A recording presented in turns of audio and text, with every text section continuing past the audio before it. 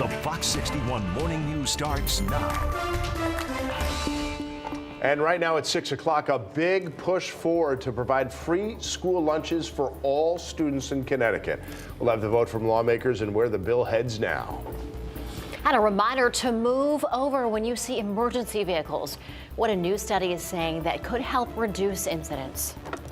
Cracking down on illegal THC sales in Connecticut. What Attorney General William Tong had to say.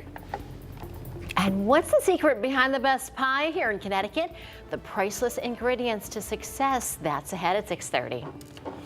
Good morning. Happy Friday. Thanks for being with us here, Fox 61 America Areas. And I'm Tim Lammers. Good morning to you. Yes, we have made it to Friday, and we've got a lot of fun on tap here, being the Friday before the Super Bowl. We'll get to that throughout the next 5 hours. First things first, meteorologist Rachel Piscatelli joins us now. Rachel, not curious how many people experienced this, but it was a little frozen on my car. I had some frost to scrape. Oh, really? And it looks like it had just done it because there were still even thick raindrops that kind of froze over. We did have some rain showers move their way through the state, and if you're closer to that I-91 corridor, really close to that Massachusetts border, you're in the 30s as we do have this cold air wedge kind of settling into place. So you can see that here towards Hartford at 37 and in New Haven at 37 too. But take a look at Western Connecticut. You're in the 50s already this morning at 52 in Waterbury. It's 54 in Danbury, 48 degrees in Groton, 48 in Chester as well. But with the cooler temperatures, again, numbers ranging anywhere from 8 to 29 degrees warmer than this time yesterday.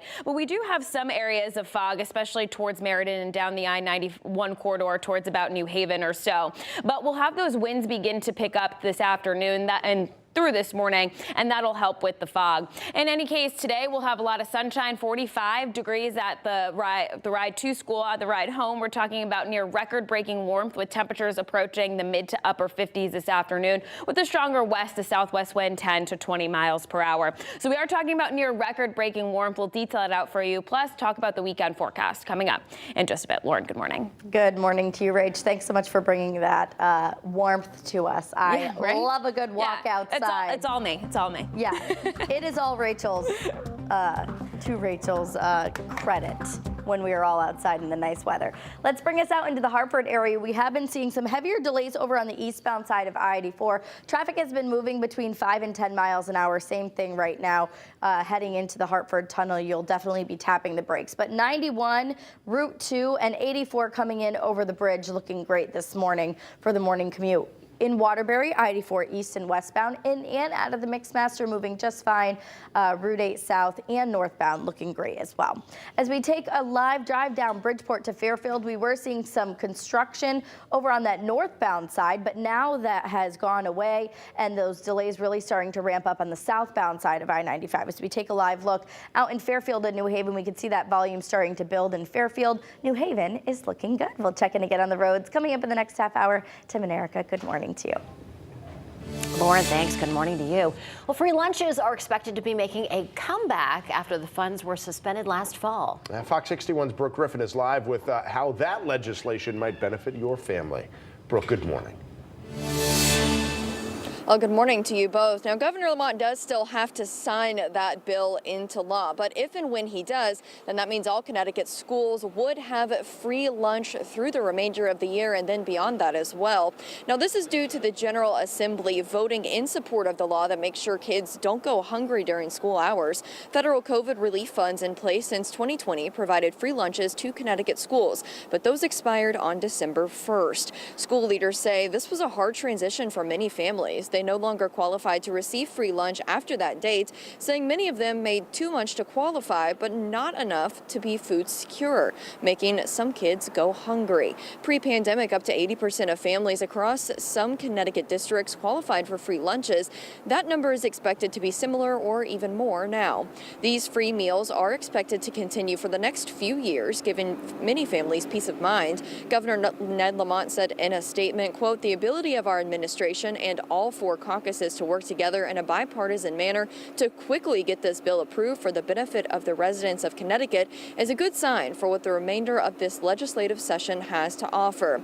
Now, these free lunches, again, if he signs the bill into law, would start immediately and go throughout the rest of the year, and then upcoming years as well. But one thing I do want to mention is if your family is experiencing any food insecurity at home, there are options. You can go to ctfoodshare.org and sign up to receive meal assistance there. That is an incredibly good resource to have if you do need a little extra help this month. Live in Hartford, Brooke Griffin, Fox 61 News.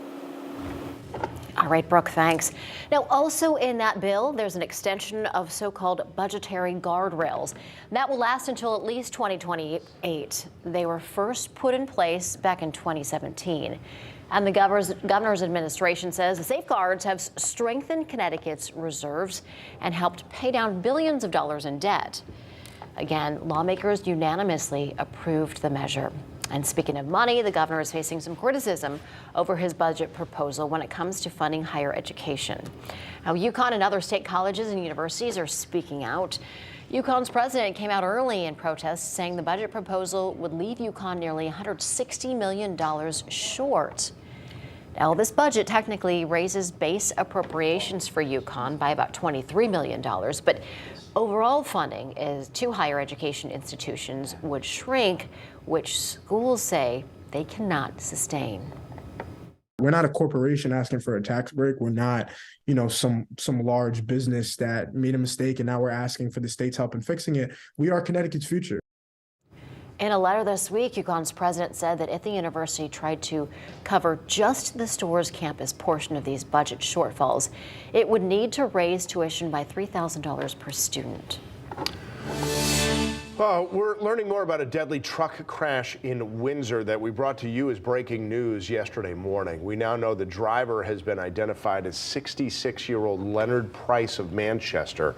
Police said just before 7 o'clock yesterday morning, Price was driving on I-91 North near exit 38 when he somehow lost control and hit a concrete barrier before his truck went over the overpass and came crashing down onto Pequannock Avenue below.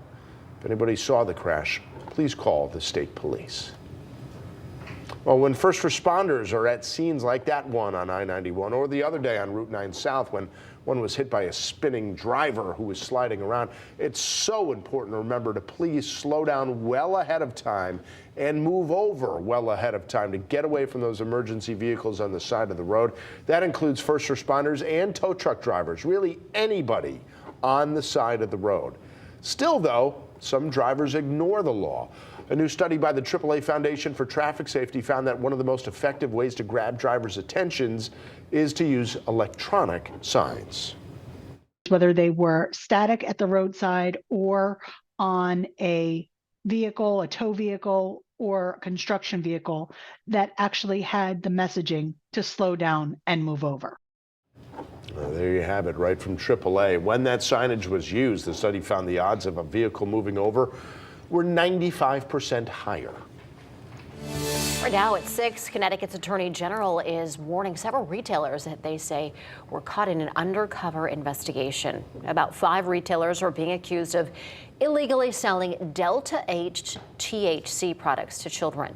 Now, these products mimic popular snack brands from Cocoa Pebbles and Lifesavers to Rice Krispies and Skittles. You saw those packages just a moment ago. Now, if you don't know, Delta-8 is a specific type of THC derived from hemp, not marijuana. However, in the wrong hands, chemicals can be used to boost its potency. We have reason to believe that kids are buying them. We want them to take these products off their shelves right away. We really need to see federal action to back up what Attorney General Tong is doing, because they're working on the new farm bill right now here in 2023. And so we need federal action to close the loophole and ban all Delta-8 THC products. Now, what he's talking about is a 2018 federal farm bill loophole. Attorney General Tong says the state has sued 5 retailers and sent a warning letter to the state's 2,000 vape retailers. A school superintendent in Prospect in Beacon Falls pleaded guilty to a reckless driving charge while on a trip in Florida last month. Region 16 Superintendent Michael Yamin was originally charged with driving under the influence. It was reduced when he appeared in court. Yamin released a statement saying an incident happened while he was visiting his father to help with medical care. And Yamin goes on to say, I am truly sorry for this lapse in judgment and take full responsibility for my actions. I recognize that as the superintendent of schools, my conduct reflects poorly on the region.